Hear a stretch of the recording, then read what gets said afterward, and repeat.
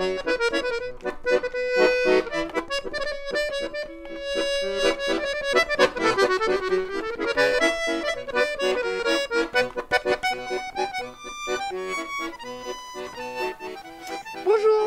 à toutes et à tous et bienvenue dans votre émission Contes et légendes en Artois. Cette semaine, nous allons découvrir une nouvelle légende du pays d'Artois et plus précisément une légende de Divion. Rejoignons sans plus attendre Monsieur Coquetier en direct de Divion. Merci Jean-Pierre.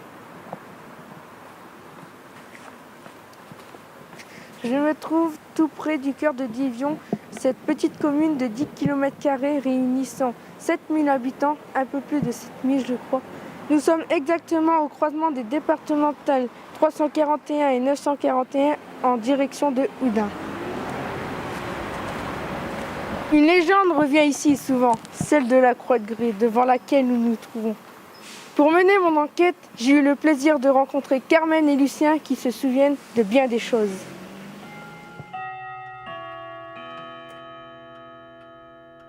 Non, mais ça me fait plaisir de parler de la Croix de Grès parce que c'est vraiment mon coin. Mon grand-père, mes parents, après moi, avons tenu le café pendant plus de 100 ans. Le café de la Croix de Grès.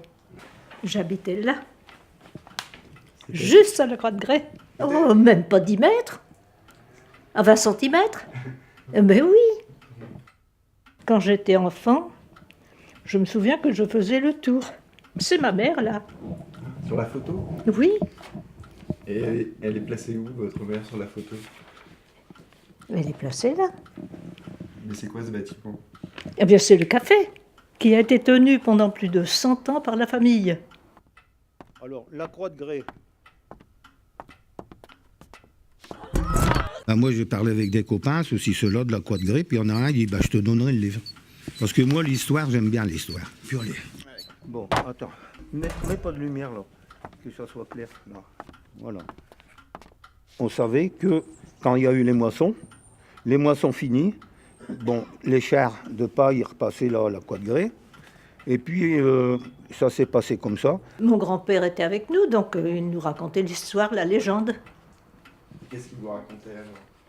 Je me souviens très bien des charrettes qui passaient. Les moissons se faisaient et qu'on les rentrait, bien sûr, avec des voitures à chevaux.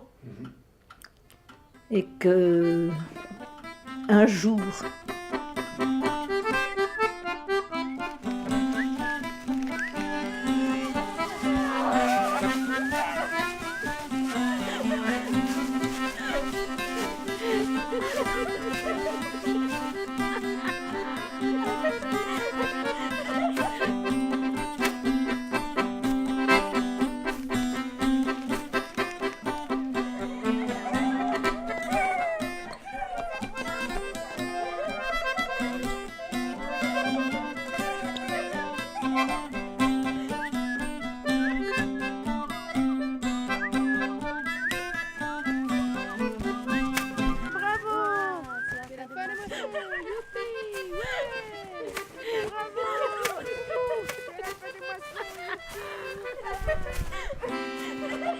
Allez, bravo! Allez, bravo! Allez!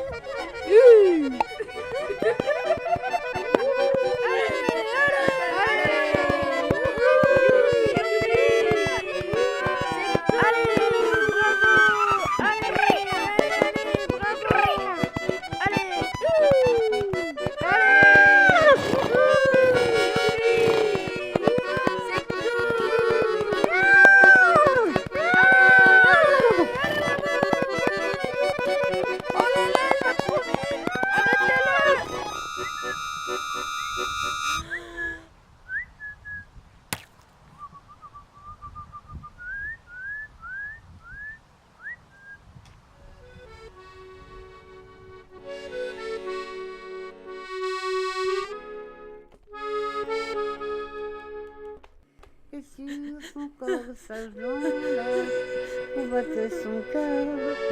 Le soleil gentiment faisait plus le fleur. Comme un petit coquelicot, mon amour, comme un petit coquelicot.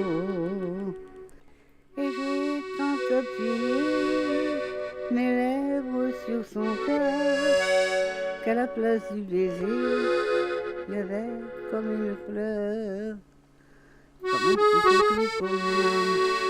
Comme un petit coquelicot.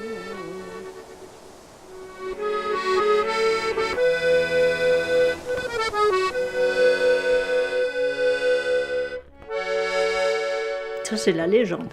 Une dame était montée sur une charrette, son enfant il est tombé et qu'il s'est tué. Un cheval qui s'est emballé, la mère qui tenait son enfant dans ses bras est tombée, et là c'est noté, je ne sais plus si c'est le cheval ou tombé, mais le petit est mort. Alors, la femme, elle s'appelle Jeanne de Divion, elle est devenue folle. Ah ça, Jeanne la folle, c'est sûr. Dans la légende, elle est devenue folle à la suite de la perte de son fils. Bon, attends. Chaque jour, elle venait à l'endroit où son fils avait péri, une croix de bois y fut élevée. À cet endroit, on a élevé un mémorial, en somme, une croix. Une croix en bois. Et Jeanne la folle l'entretient longtemps. On la trouvera raidie par le froid, serrant dans ses bras la croix de bois. Alors, les seigneurs de Divion élevèrent une croix de pierre. Bon, chez les seigneurs, hein. Voilà, les seigneurs. Et maintenant, la croix de Grès se trouve où? Le jeune homme, là. De qui est? Où est-ce qu'elle se trouve? En face de la boulangerie. Ah bon, t'as de la chance. Moi, j'ai toujours connu la croix de Grès comme ça. Et croyez-moi, je ne devrais pas le dire, mais j'ai quand même 93 ans.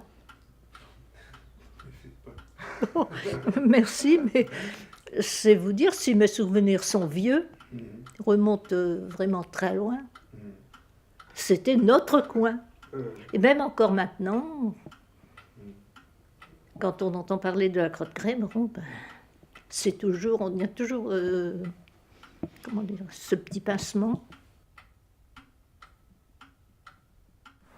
Et bien voilà, maintenant vous connaissez mieux la légende de la Croix de Grès. Je vous souhaite une excellente fin de journée en compagnie de nos programmes. Mais avant de se quitter, je voudrais remercier tous ceux qui ont participé à cette émission. L'équipe du Club Ado, Manon, Jimmy, Thomas, Sébastien. C'est bien, mais dis-le avec le sourire, on dirait. Ah ouais. On parle de la magie du cinéma.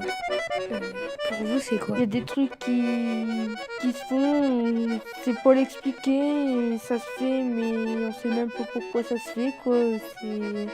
C'est naturel. Oui, ça m'a très plu. Et Il faut se poser beaucoup de questions quand même pour faire un film. Est-ce que c'est bien pour vous? Oui, énormément. C'est sûr. Vu que maintenant, je sais qu'avec tout, on peut. Non, avec rien, on peut tout faire.